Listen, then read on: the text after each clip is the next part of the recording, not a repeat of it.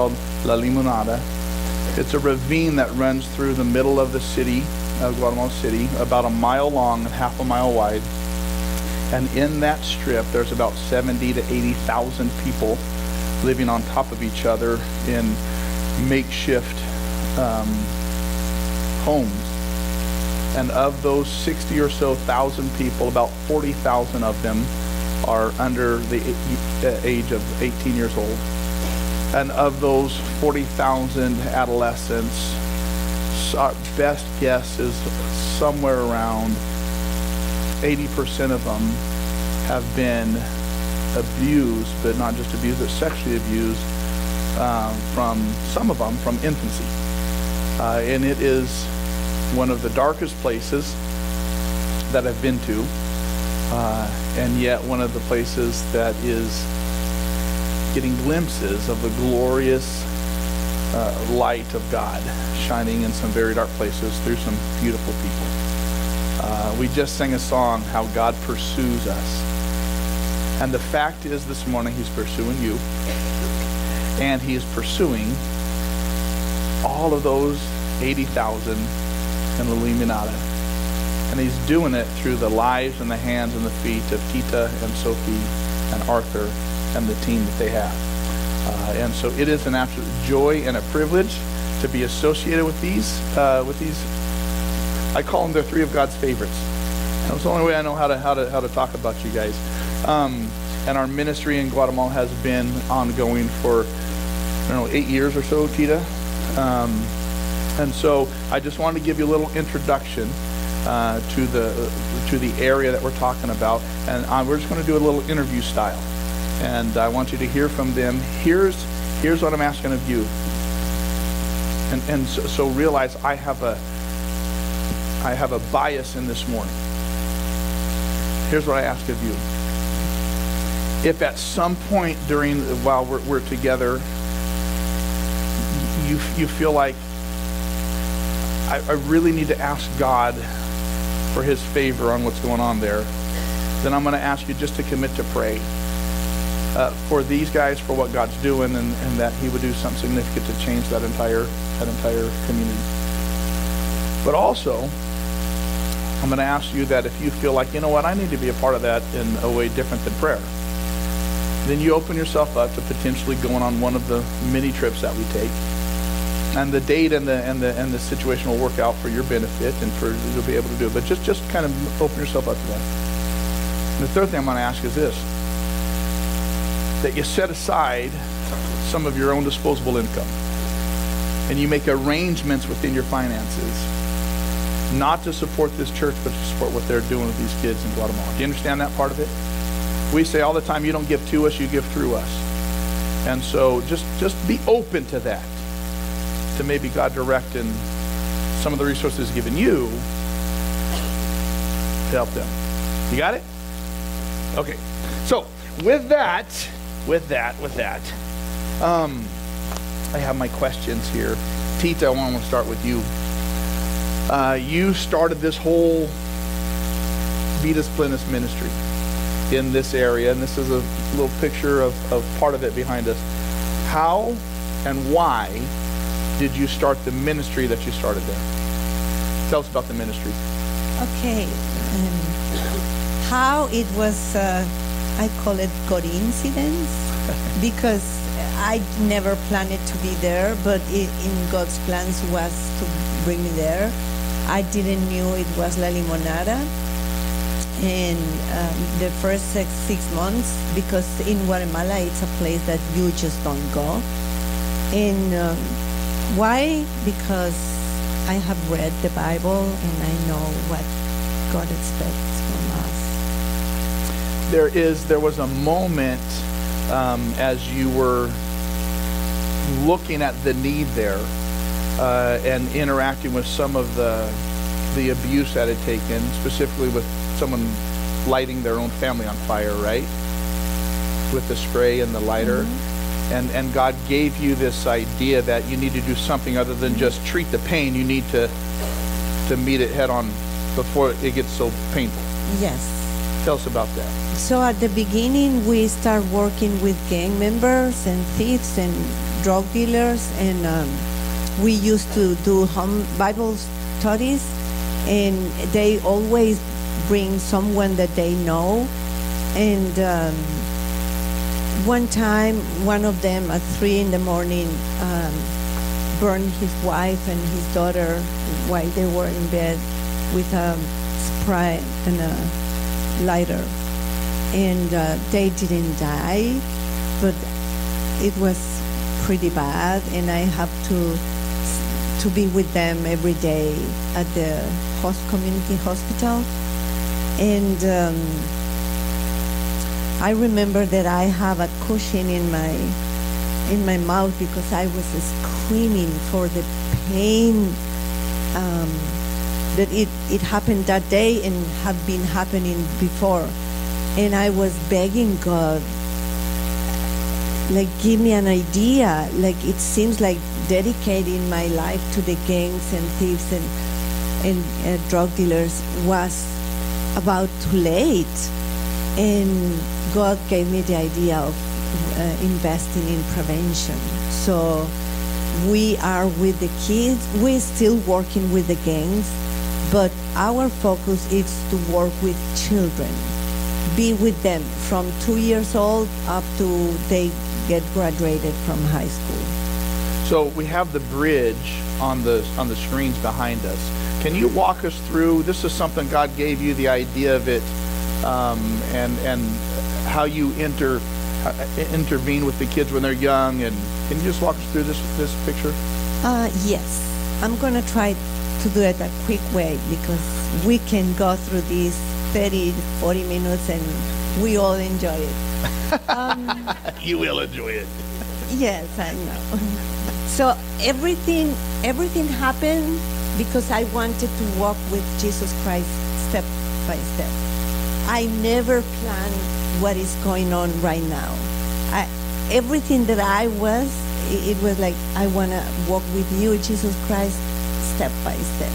So one step at a time, this is what happens. And it was in God's heart.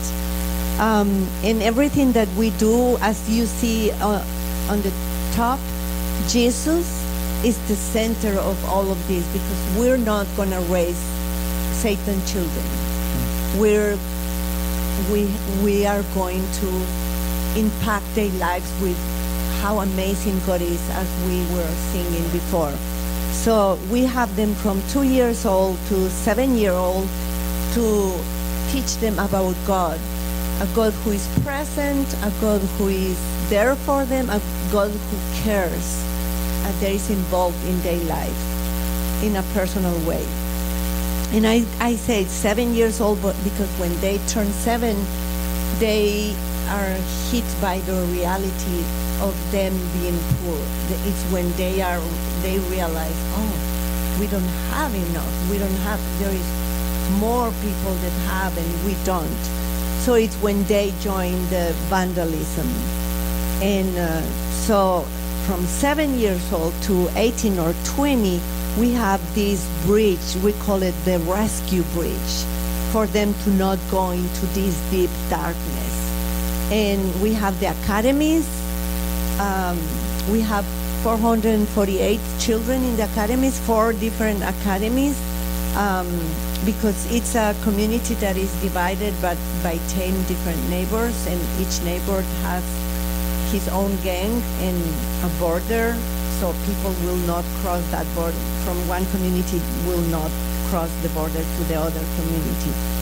And then we have a parenting school because we felt that every time we receive a kid, there is a story, there is a family behind that little cute face. So we felt like we were an airplane with one wing. And working with the parents, it was having the whole airplane complete. So we have parenting school once a month. The kids doesn't pay anything to come to academies, but the parents have to come to parenting school. Then we have scholarships. The elementary is for free, but in 7th grade to up to 12th grade, you have to pay, and people there, they even don't make it to 6th grade. They used to not give value to education, but that has changed. And those pictures is talking about what we do. And then when they turn 18 or 20 years old, they can have godly families, and they work and pay college.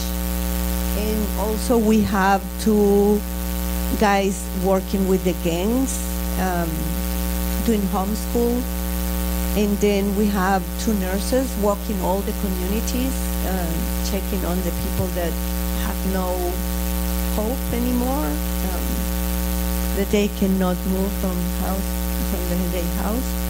And we do prayer walks every Wednesday morning. We read the Bible during walking in the communities. We read the Bible, we sing, and we pray. So, Tita, in these academies, you've started 4 academies now. And this ministry started how many years ago? 23. You've been doing this 23 years. Yes. That is amazing. Thank you for your faithfulness. Praise God. Thank you for being such a strong woman. I'm not a strong woman. I'm not. It's You him are. he's the one that makes me strong. You know, I can feel it, because sometimes I feel so weak and so in desperation, but he gives me what I need. Well, thank you for relying on him for that. Yeah. In those academies, this is what we were showing, nutritious food, because the kids will eat how many nutritious meals a day? Just one with us. With you. Apart from you, there is no nutrition. No. And oftentimes there's no food. No. Yeah. No. And so on the weekends, they don't eat. No. Just junk food. Yeah. And so there's devotional. When are they able to take care of their own personal needs? At home?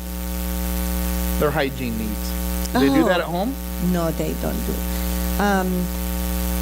It's with us. They wash their hands, they brush their teeth, and the kids that cannot shower at home, they shower with us, and we wash their clothes, and we have it ready for the next day. And so, as well as then academic resources and a chance just to play and be kids. Yes. They have no other opportunity to really be safe and be kids. No, it's a safe place for them. And really, believe it or not, going to the academy for them is like for you going to Disneyland. It's something that they don't want to miss. There was one time that they were having a bad behavior, but Easter was coming, so we were going to have off the Easter week. And the teacher said to the kids, I'm going to tell Sister Tita that you're having a bad behavior, so you have to come next week, holiday. And they were like, please, can you, please? So they were, yeah. They love it there. They love it there. They're safe and their kids there. They are safe and loved. Apart from there, they're not safe and they're not children anymore. Yeah. So let me ask you this, and just maybe real quick, can you tell us one story where you just sat back knowing the reality that exists there, where you sat back and you just thought, yay, God, he won? There are so many stories, really. It's hard to choose just one, but I'm going to tell the shortest one. There is a kid called Nathan. He was 3 years old, and he was like 24 pounds probably. Very How old was skinny. he? 3. 24 pounds and 3 years old. Yeah. And he used to come, his mom was in jail for the 7th time or something like that. And he was coming to the academy all beat up, like a burst here, like the lip, really bad. So by that time, there was a missionary living at my house, and she says, Tita, please, let's bring Nathan just one weekend. let's give him a weekend of peace, of love, of something different. And I said, okay, let's bring him. So we brought him, and when she was showering him, he has so many bruises in his body, and he was like those kids from Somalia, like very, you can call the ribs. It was a huge mess. So that weekend became in many years. He stayed with us, he lived with us, and some of the traumas that he had, he says that some of the people that was with him used to hang him from the wood in the roof, hang him there, and also they will put him in the how you say, the pila, the sink with water, like put in there and wait, and then it was pretty bad. He started sharing with us that as a, like, being a freedom and healingness for him. And right now he's in 8th grade, and he's in a private bilingual school. He's one of the smartest from his grade, and he's completely healed. And he's in a safe home, and the mom says that she wants them back, and probably this coming Friday is the hearing at the courthouse. And he said, I want to go to Sister Tita's house. So that's what he wants. And so we pulled him, God through us pulled him out from abuse, and he's shining. And he knows it's God. He knows it's because of God. So, Tita, he's 3 years old, 24 pounds, and the people who were raising him are hanging him from the rafters and dipping him underwater in the sink. In my world, in our world, I mean, at some point, we'd call authorities, we'd get government involved, but that doesn't happen, right, in Limonada. No. There's no resources there. No. The city doesn't get them. The county, I don't know if you have heard about IJM, but there is International Justice Mission, and they work with abuse kids, and they try to capture the abuse. And they said that 94% of the cases are archived in the government cannot attend so many cases. And Guatemala, it has like 240 slums, Guatemala City and around Guatemala City. So it's something that is happening like normal in so many places, and Guatemala doesn't have, the government doesn't have the capacity to hold those cases. So without what you're doing there's no other entities that are rescuing these children in the largest urban slum in Central America. No. Other than Vidas Plenas at this point. Yeah. It's you. Sophie handles much of the psychological care. Yeah, I think you can just imagine the amount of PTSD these kids they're just traumatized, abused. And Sophie, you handle much of the emotional fallout of all this abuse and pain. So I just need to ask you, how did you get called to dealing with such abuse and pain in children? And why do you keep doing it? That just seems it would be excruciatingly painful to be a part of. How was I called? Well, I had myself a very difficult childhood. I felt like captive there, but someday Jesus forgave me. He rescued me. So I always thought I wanted to help children that were living the same things or worse, many of them worse things that I lived. And one day I met Tita and I knew what she was doing. I went there and I fell in love with the kids and I thought, this is a place where God wants me to be. So I'm there because He wants me there.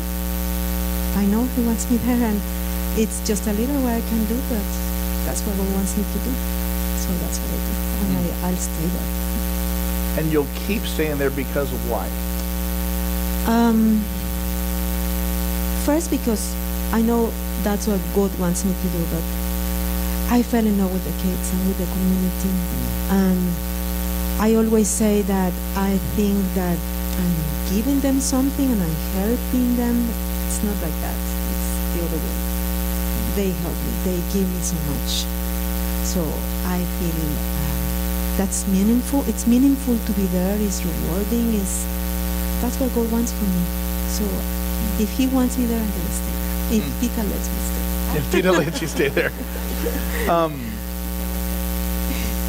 I can only imagine the toll that working with such extreme cases of abuse, moment after moment, day after day, not in one academy, but in 4 academies, and knowing that there's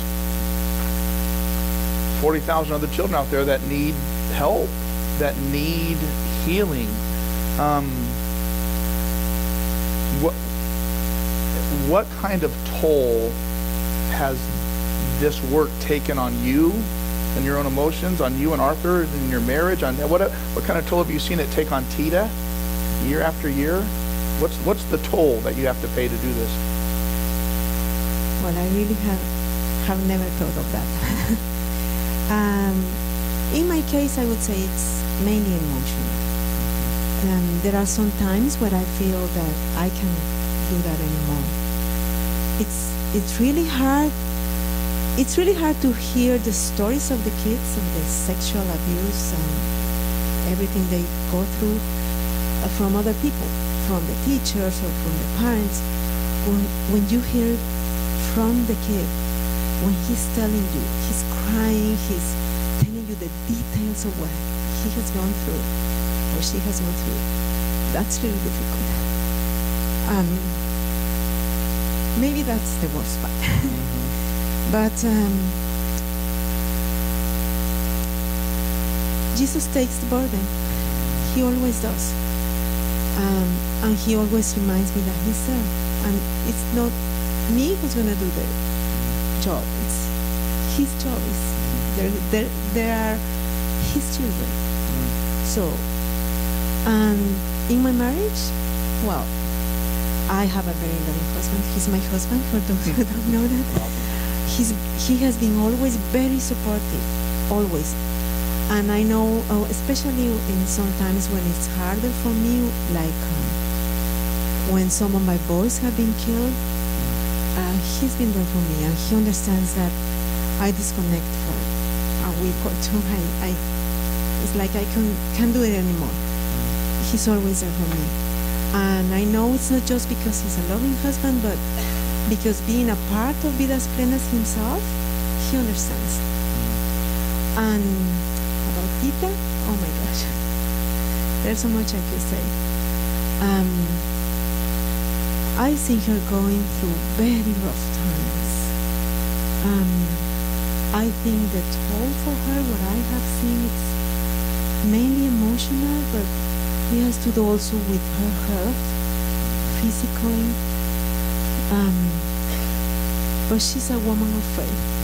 She has taught me so much. So I have learned about God's faith, God's faithfulness, because of her. I don't know. That's what I can No, say. that's yeah.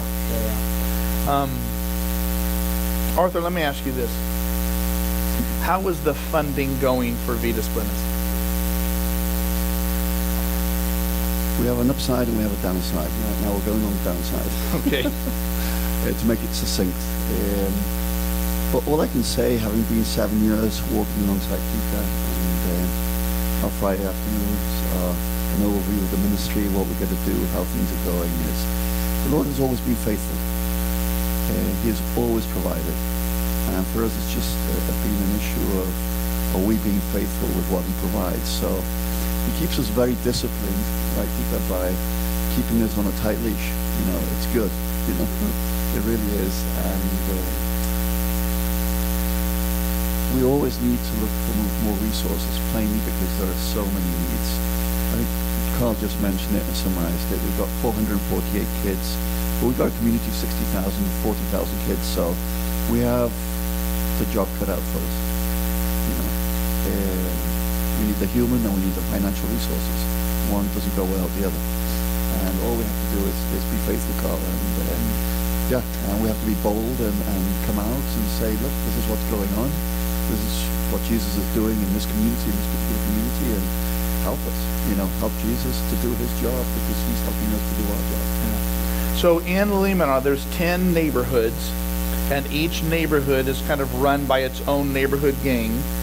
There are two of the gangs that are pretty worldwide, MS-13 and 18th Street.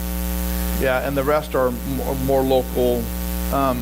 But the kids can't really cross those lines safely, and many have been killed crossing those lines in gang battles. And so right now, how many academies are there? 4. So there are 4 academies. And the land for the fifth. And there's land for the 5th one. We own the land. You own the land for the 5th one. But the need, if you want to talk about need, if there's 10 communities, 10 academies. 10 academies. And right now there's 4. And we've had the privilege at Flipside of helping purchase one of them, the Lima Academy, right? And all the academies are named after citrus, correct? Mandarina, Limon, Limon, Lima. and Toronja, which is grapefruit. Okay, thank you for the translation. Torona is, I don't know, tangerine. I don't know what. Okay, so anyway, and so what we consider, guys. Here's the thing: we consider Lima Academy as Flipside's academy.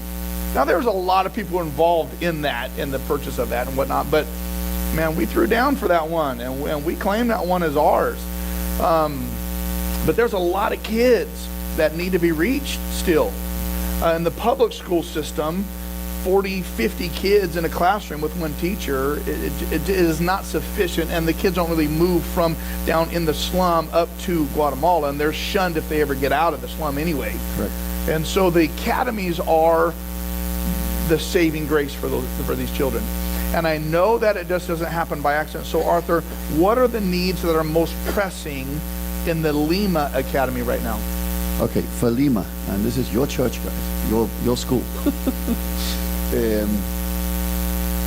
Sophia's just spoken about the issues of the emotional damage caused to children and how it has to be treated.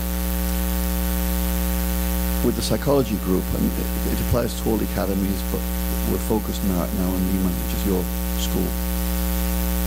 The child is treated, and we go one step forward, and Sophia's told me, well, they go back into that cesspool, go 2 steps backwards.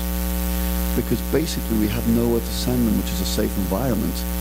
So we're helping them through therapy to improve, to heal. But we have to work with the families. We have to teach the families how to behave, how to set limits for children, what is acceptable and what is not acceptable, because no one else is going to do it. There are no other organizations in there. There are no other people speaking to people who have been treated the same way as they are treating their children. These are generational things of lack of education. So one strong need we need right now is a social psychologist. What's the role of social psychologists?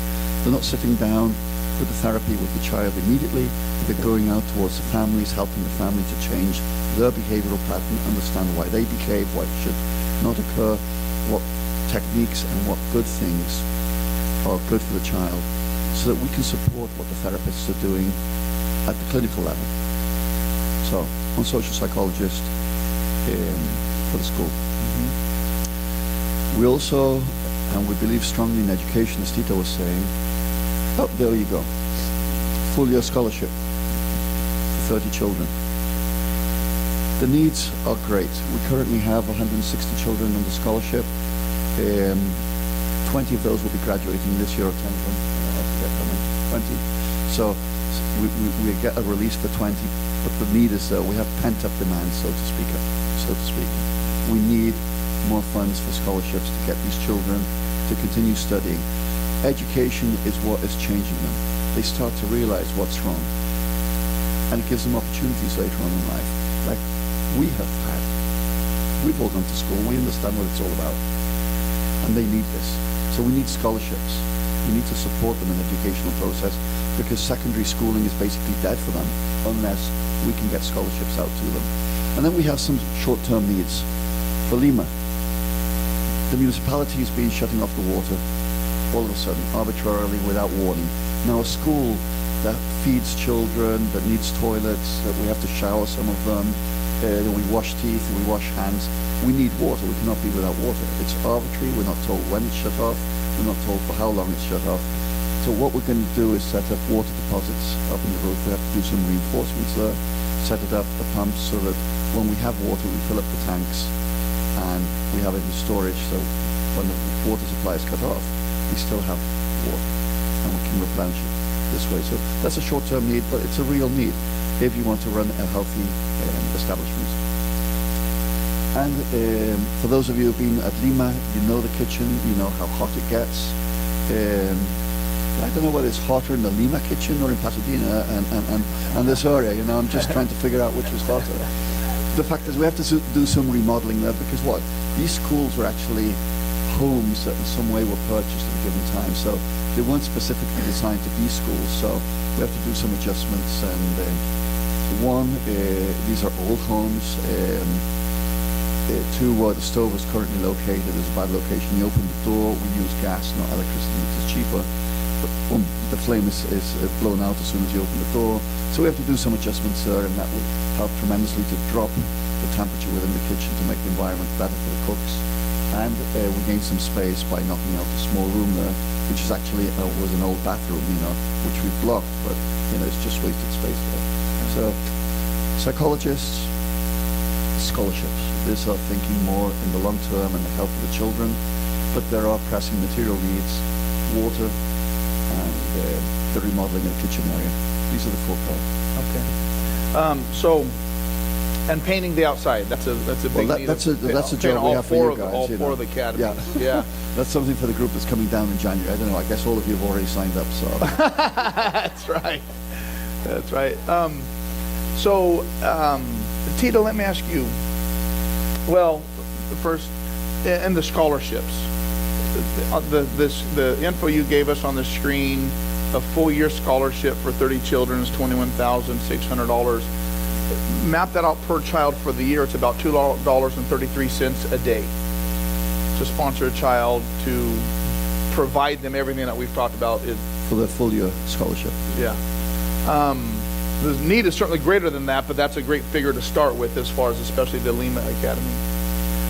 Tita, just real quick as we wrap up, can you just talk about, we know what the scholarship, the services it provides, but can you talk about the impact that a scholarship has on a child? When I come to the States, the highlight between La Limonada and here is opportunities. I mean, you all have so many opportunities, and the niños, the kids there just don't have. They have no dreams. They don't see it. So it's like going this way without scholarship, and with scholarship is going this way. And as I told you, we don't want gang members well educated. We want Christians that apport to the society, that helps. And I need to tell one story. I'm going to tell you one story that teaches me so much. In a community like La Limonada, there was the gang activity was so great, and they were losing so many youths. I'm talking about 10, 11, 12 years old. And so the, how do you say the cocore?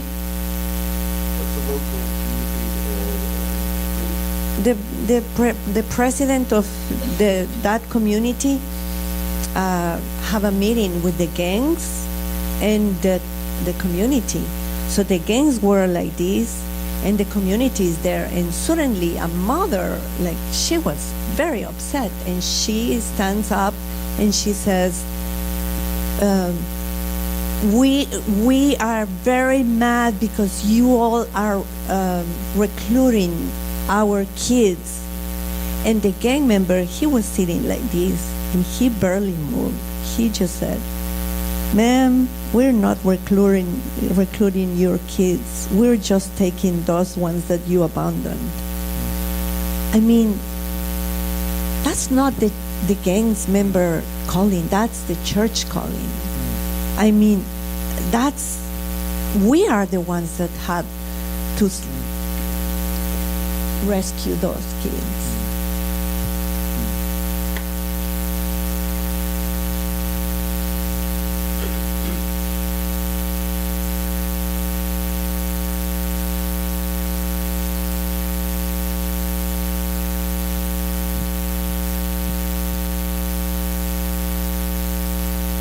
So when the church doesn't do its job, there's a vacuum for Satan to do his job. And right now, you are the church in the largest urban slum in Central America. And flip side, we have the opportunity to continue being the church there too. So here's my ask. The band's going to come forward. And I'm going to ask you,